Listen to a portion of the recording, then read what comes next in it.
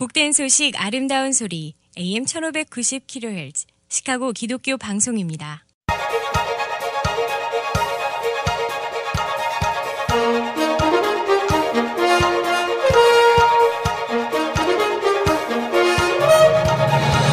김정일 해설위원의 시사 해설. 세상을 넓게 봅니다. 삶의 지평이 넓어집니다.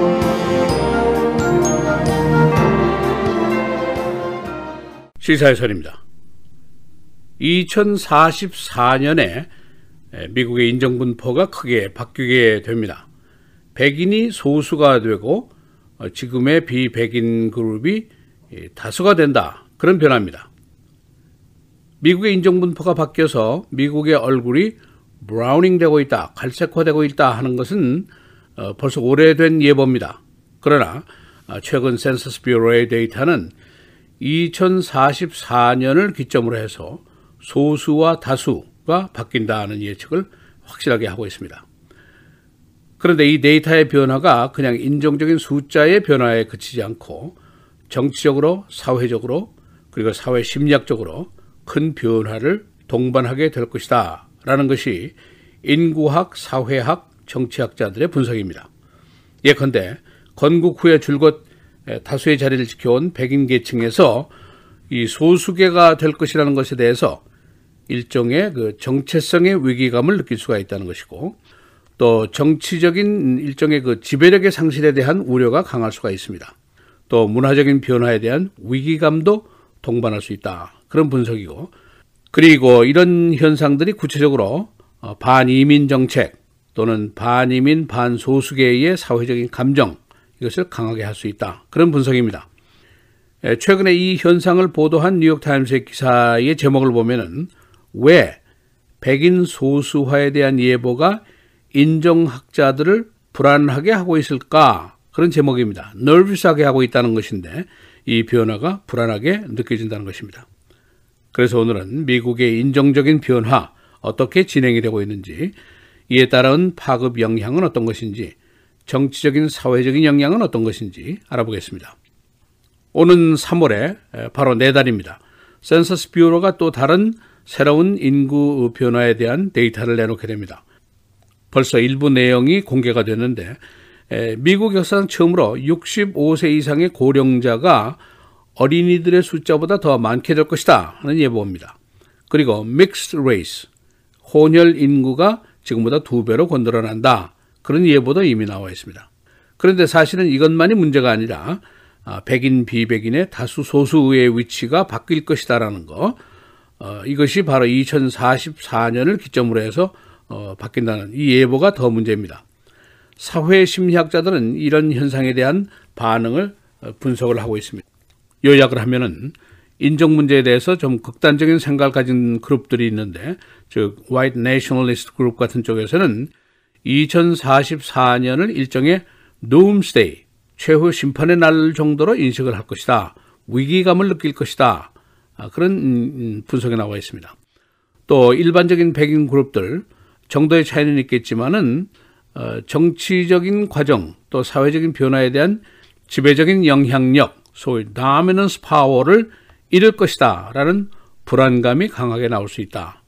그런 지적도 있습니다. 실제로 뉴욕 유니버시티에서 사회 심리학자인 마우린 크레이그 교수팀이 조사를 해보니까 첫째로 백인들이 인종적으로 소수계가 된다는 것에 대해서 매우 부정적인 느낌을 받고 있는 것으로 조사가 됐습니다. 그리고 이 심리가 이민 정책의 제한적인 변화를 요구하고 있는 것으로도 나타났습니다. 그러니까 실질적으로 나타날 수 있는 사항들은 반이민, 반소수계 감정이 강해질 수 있다. 그런 예상입니다. 예를 들면은 지금 논란이 한창 되고 있는 낙하 문제, 부정적인 의견이 더 강하게 될 수 있다 하는 예상입니다. 어릴 때 부모들의 손을 잡고 아무 죄도 없이 입국해서 성장을 했는데 지금 언어 상태라든가 생활 습관으로 봐서 다른 나라에 가서 살 수 없는 그룹이 있습니다. 실제로 새 삶에 적응을 못해서 자살을 하는 사람도 나타나고 있는데, 미국의 일반 보통 사람들의 경우에는 이걸 굉장히 동정적으로 생각할 수 있는 것이 일반적인 반응입니다. 그러나 80만 명이나 되는 타인종들이 유입이 된다는 것에 대해서 강력한 저항감이 있을 수 있다. 그런 분석입니다. 그러니까 나의 지배 영향력에 손상을 끼치는 것에 대한 우려다. 그런 얘기입니다. 또 한 가지 1100만 명이나 되는 불법 체류자가 지금 미국에 살고 있는데 이 사면 조치는 사실상 어렵다고 봐야 되지 않겠느냐. 그런 예상도 하고 있습니다. 한 걸음 더 나가서 트럼프 대통령이 주장하는 합법 이민도 줄여라. 이 정책에 동조하는 세력이 굉장히 많이 늘어날 것이다 하는 예상도 나오고 있습니다.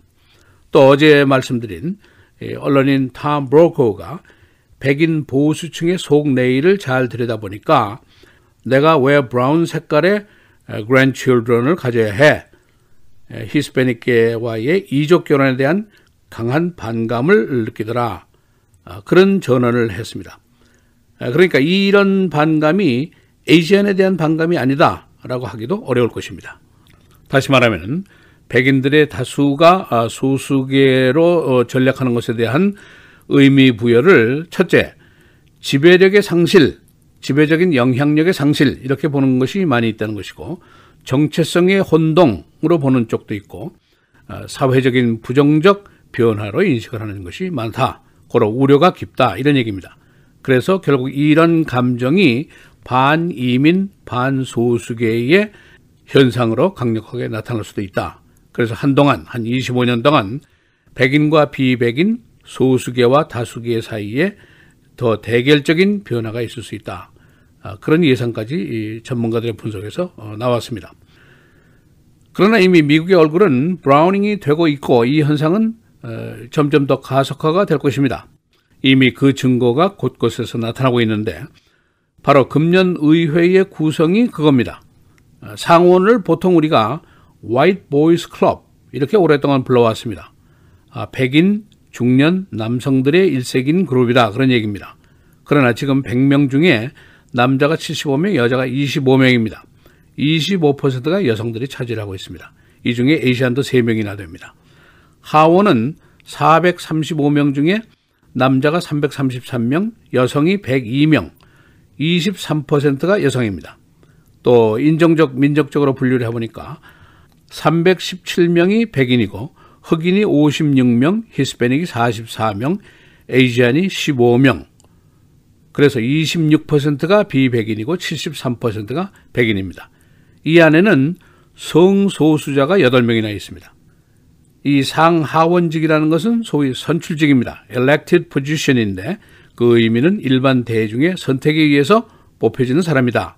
다시 말해서 일반 대중의 의식이 이미 크게 변화를 해서 소수계, 여성, 성소수자라도 나의 정치적인 대변인이 될 수 있다. 선출하는데 별로 거리낌이 없다. 그런 생각을 하고 있다는 의미입니다. 그만큼 이 사회가 변화됐고 그 변화는 앞으로 더 가속화될 것이라는 예보가 나와 있습니다. 유명한 식품 포장지에 나오는 모델의 얼굴이 바뀐 것은 굉장히 오래됐습니다. 미국의 소비자의 얼굴이 더 이상 금발의 푸른 눈의 백인이 아니라는 겁니다.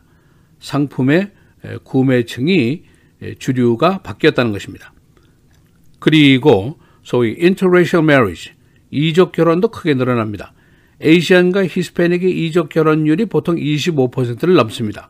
이것은 퓨 리서치의 조사 결과인데 우리 한인 사회 내에서 조사를 해보니까 한인 2세들의 이족 결혼율이 50%가 넘습니다. 한인 2세들의 다른 민족들과의 결혼율이 굉장히 타민족보다도 높습니다. 그리고 지난번 센서스에 나온 혼혈의 숫자가 미국 전체 인구의 7%를 넘어섰는데 이것이 이제 2배가 될 것이다. 그런 예상도 나오고 있습니다. 세상이 크게 변하고 있습니다. 시사해설 김정일입니다.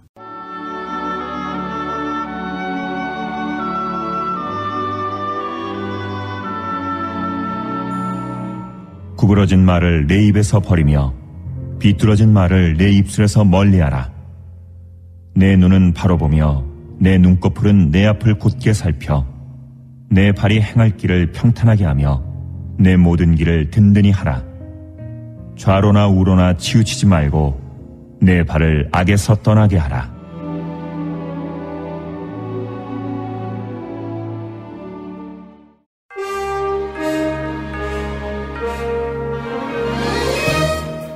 2월 8일 금요일 헤드라인 뉴스입니다.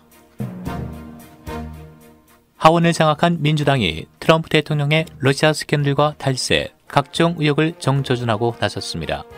하원 정보위원회는 현재 진행 중인 러시아 스캔들 조사를 넘어 트럼프 대통령의 재정적 이익이 대통령의 국정 수행에 어떤 영향을 미쳤는지 조사하기로 했습니다. 애덤 십 하원 정보위원회 위원장은 어제 트럼프 대통령과 러시아 간 사업 관계와 대통령의 국외 금융 이해관계를 살펴보기 위한 신규 조사에 착수하겠다는 계획을 밝혔습니다. 또 정보위원회는 트럼프 대통령의 개인 변호사였던 마이클 코엔으로부터 증언을 들을 예정입니다. 정보위 외에 하원 정부개혁감독위원회와 세입위원회도 트럼프 행정부의 정책과 대통령 세금 보고 관련 조사를 시작할 방안을 검토 중입니다. 트럼프 대통령은 민주당이 주도하는 조사에 불편한 심기를 드러냈습니다. 세계 최고 부자인 제프 베이조스 아마존 최고 경영자가 타블로이드 미디어 내셔널 인콰이어러로부터 사생활을 폭로하겠다는 협박을 받았다고 언론이 보도했습니다. 언론에 따르면 베이조스 CEO는 이 같은 내용이 담긴 글을 자신의 블로그에 올리면서 자신이 소유한 워싱턴 포스트가 반 트럼프 기사들을 쓴 것이 협박의 이유라는 점을 시사했습니다.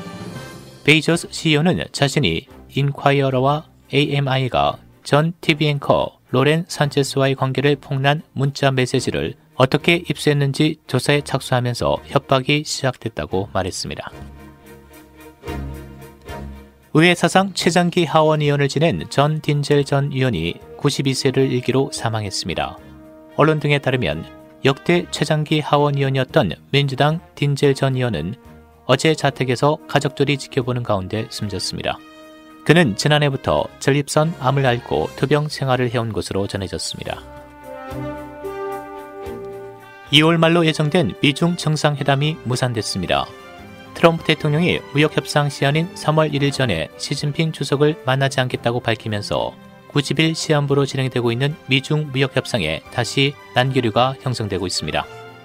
언론은 중국 측이 미북 정상회담에 이어 미중 정상회담을 하자고 제안했지만 두 이슈를 병합하는 것에 백악관 참모들이 반대했다고 전했습니다.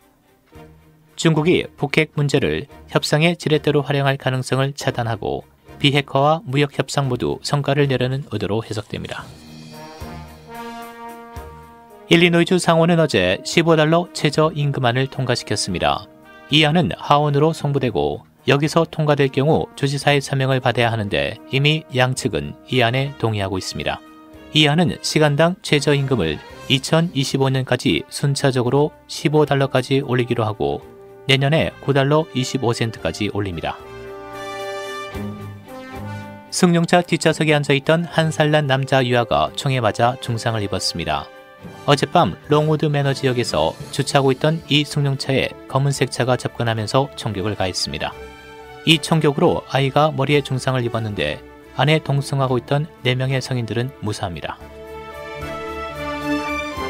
마운트 프로스펙트시가 자동차 스티커를 새로 발행하기로 했습니다. 현행 스티커는 경찰을 지지한다는 상징적인 디자인으로 되어 있는데 주민들은 이 디자인이 백인 인종주의자들의 심볼과 유사하다고 비난했습니다. 시 당국은 새 디자인을 위해 $60,000를 추가로 지출합니다.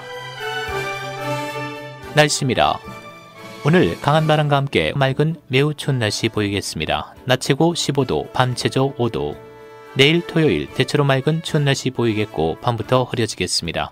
주일에는 흐리고 1에서 3인치의 눈이 내리겠습니다. 내일 낮 최고 25도, 밤 최저 19도, 주일 낮 최고 27도, 밤 최저 24도. 다음 주 월요일 흐린 날씨 보이겠습니다. 낮 최고 31도, 밤 최저 28도입니다.